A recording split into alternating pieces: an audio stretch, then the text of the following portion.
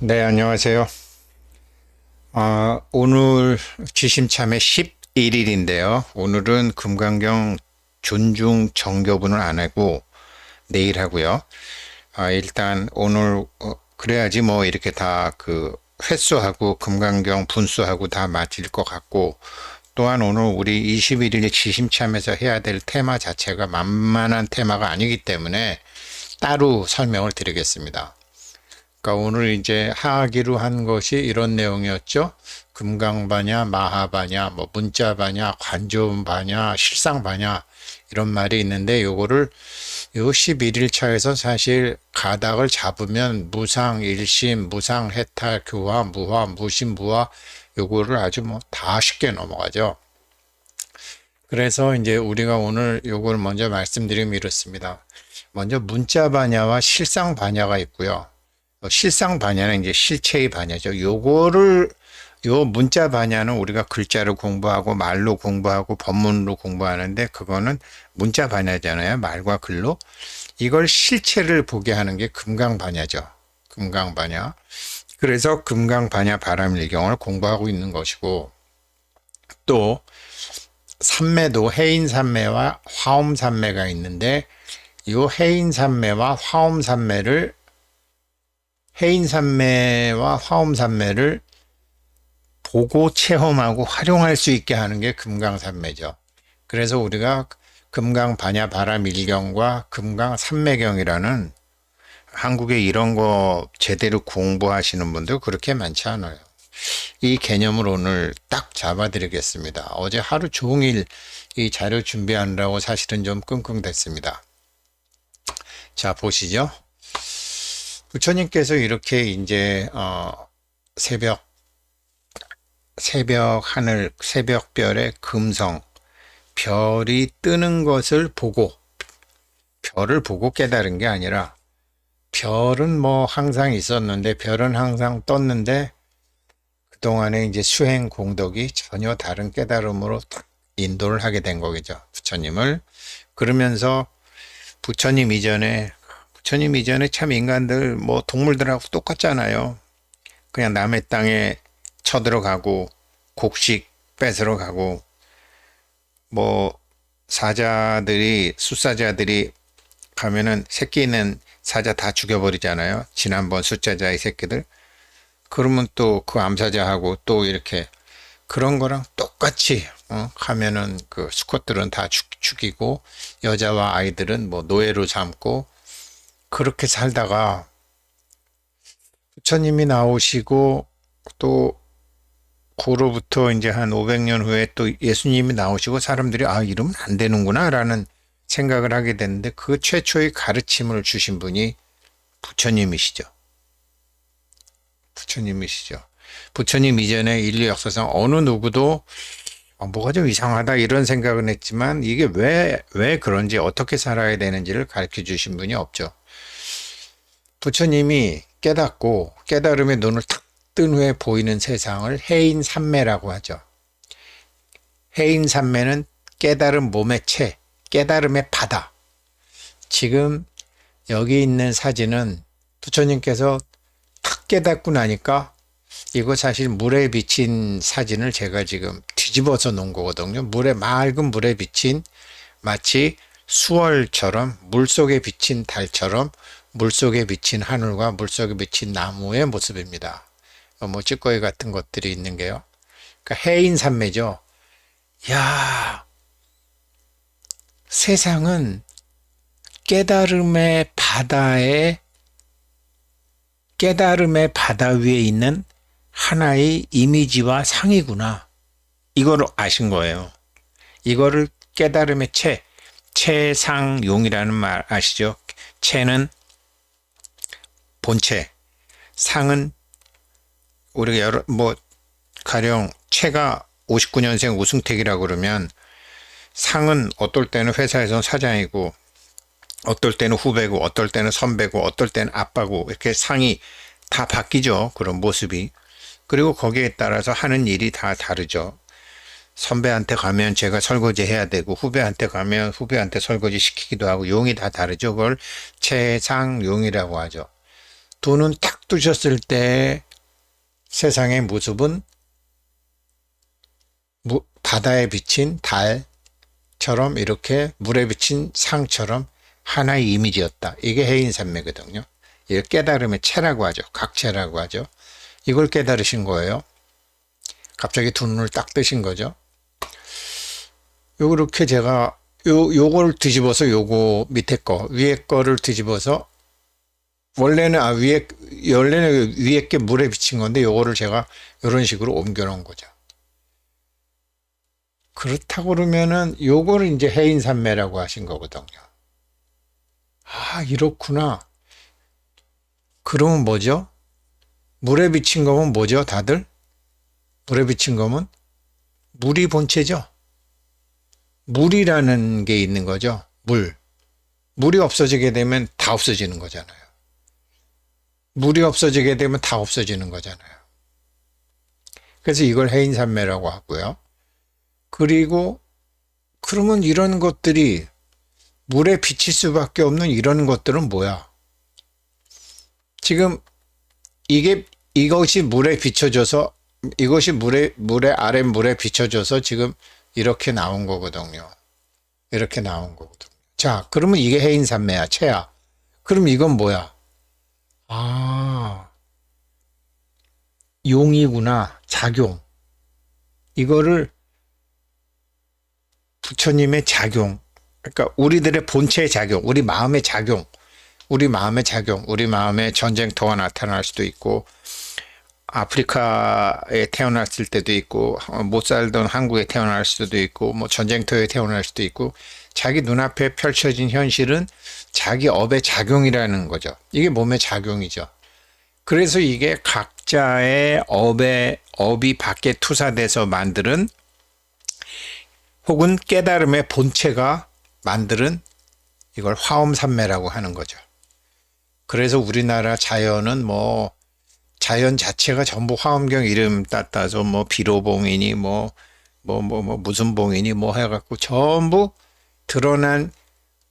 나타나 있는 세계는 화엄산매죠. 이 화엄산매가 작용이죠. 이게 작용이죠. 그러니까 기회생 우중택이 아빠도 됐다가 부하도 됐다가 남편도 됐다가 도반도 됐다가 막 이렇게 바뀌는 것처럼 이렇게 그 작용이 바뀌는 거를 화엄산매라고 하는 거죠. 이걸 자유자재로 해야 되는 거죠. 상대방도 그렇게 하고 있는 게 자유자재로 하고 있다라는 걸 알게 되고 자기가 힘들 때, 잘 나갈 때, 어려울 때 이런 것이 모두 다 자기 본체의 작용이라는 걸 알고 아플 때는 아프지만 아픔으로 인해서 괴로워하지는 않는 거고 화날 때는 화나지만 화날 때 화난다고 해서 뚜껑 열리지는 않는 것이고 힘들면 힘들지만 힘들다고 해서 나와 주변을 피곤하게 하면 안 되는 거고 과거에 저질렀던 업은 지금 하나하나 처리를 하되 앞으로는 그러면 안 된다라는 거죠. 그래서 내 눈앞에 펼쳐진 현실은 다 나의 업의 작용이다 이렇게 보는 거죠. 이걸 화엄산매죠. 거기에 자제해야 되는 거죠. 결국 부처님께서는 탁 깨닫고 나시니까 전부 이게 화엄산매다. 이게 이래서 이제 화엄경이라는 것이 펼쳐지는 거죠. 이게 전부 사실은 상이죠. 이게 바다에 비춰진 그런 모든 이런 물, 나무, 산 이런 것뿐만 아니라 바다 우주에 있는 별들도 해도 달도 전부 이게 화엄산매라는 것을 깨닫게 되신 거죠. 그래서 지금 원래 모습은 이거잖아요. 지금 요렇게 비쳤는데 우리는 전부 요거밖에 못 본다고요. 물에 비친 거. 그러니까 상노름이죠. 우리는 상노름 할 수밖에 없으니까 금강경이건 아한경이건 화엄경이건 원각경이건 이 상을 다스릴 수밖에 없는 거죠. 깨닫기 전에는. 그래서 이렇게 상노름 할 수밖에 없는 거죠. 그래서 깨달음의 공덕으로 깨달음의 결국 우리가 지금 자기 눈앞에 펼쳐지는 세상은 깨달음의 작용으로 그 공덕이 드러난 것. 세상 만물 각지소현, 각소현발이라고 그러기도 하고 각지소현이라기도 하는데 자기 눈앞에 펼쳐진 세상은 우리들 각의 바다에서 업은 정산해야 되잖아요. 자기 눈앞에 펼쳐진 현실은 자기들 각자의 깨달음의 세계에서 우리도 이미 깨달아 있는 존재니까 우리 각자의 깨달음의 존재에서 정산하기 위해서 나타난 것이다. 그 공덕과 업이 나타난 것이다. 우리들 세상 만물의 각지소현이 지금 우리가 알고 있고 그렇다고 믿고 있는 세상이라는 거죠. 그러나 그 세상은 본질은 깨달음의 바다에 떠오른 도장과 같은 거라는 거죠. 본질은 이거라는 거죠. 본질은 밑에 있는 게 본질이라는 거죠. 이거는 우리 위에 있는 건 우리의 업과 공덕이 정산받고 정산하기 위해서 나타난 것이고요. 그래서 우리는 상노름을 해야 되는데 이거를 중생들이 받아들이기 어려우니까 처음에 아함경에서 자기의 상, 부처님의 일생의 상을 8가지 상으로 나누어서 팔상도라는 게 있죠.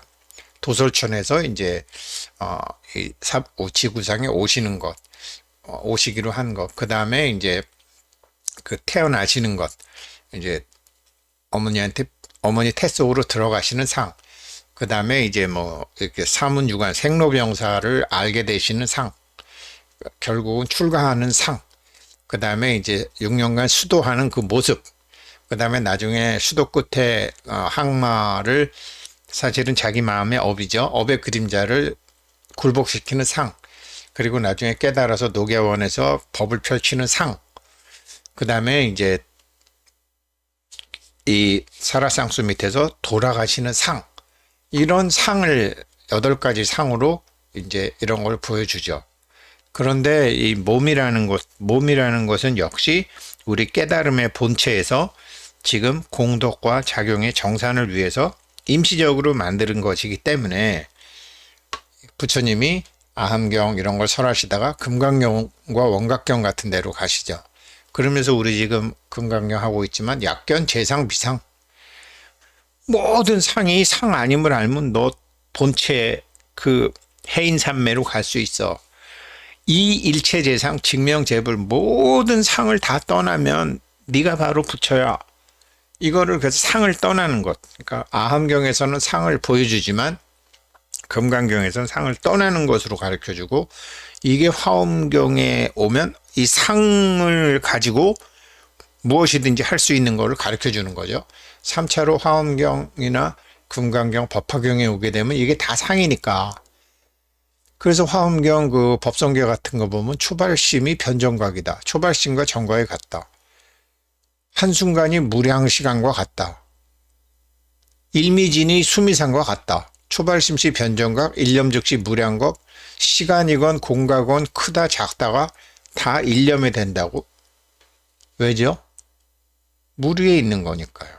물 위에 있는 산이건, 물 위에 있는 팔이건, 물에 비친 팔이건, 물에 비친 산이건 다 물에 비친 거잖아요.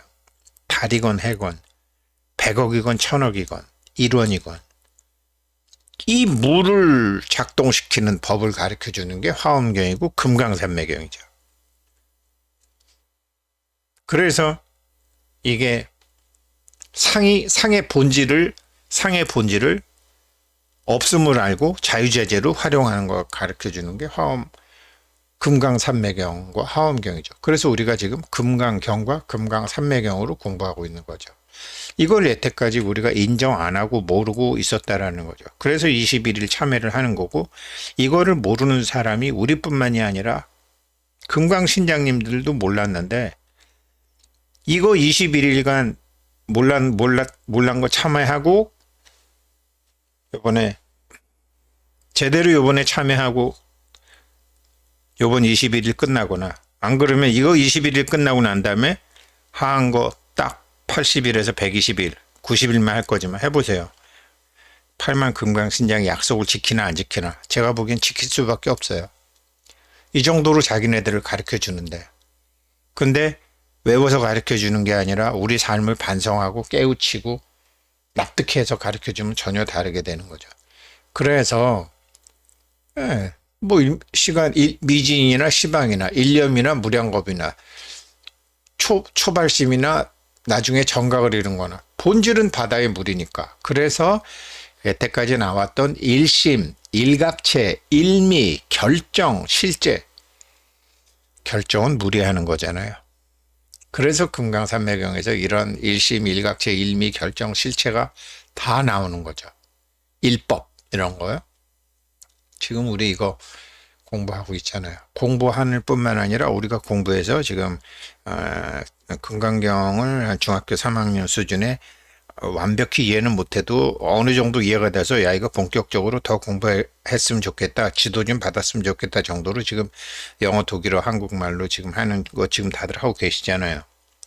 우리가 깨달은 다음에 제가 어제 수업에 말씀드렸던 것처럼 참고로 엔티 노이즈 캔슬레이션이 아니고요. ANC가 액티브 노이즈 캔슬레이션이더라고요. 그런 이상 파동을 액티브 노이즈를 캔슬레이션 시킨다 이런 뜻이죠. 뭐 ANC 그냥 그렇게 하시면 되지. 그런 것처럼 이제 불균형 상태에 있는 사람을 균형으로 맞춰주는데 그 이유는 그 사람들도 깨닫게 하기 위해서. 왜? 깨달은 사람들끼리 해야 될 일이 있잖아요. 중생 제도를 많이 해야 될 일이 있잖아요. 이게 이제 이렇게 돼서 3차로 부처님이 이렇게 처음에는 상이 있다.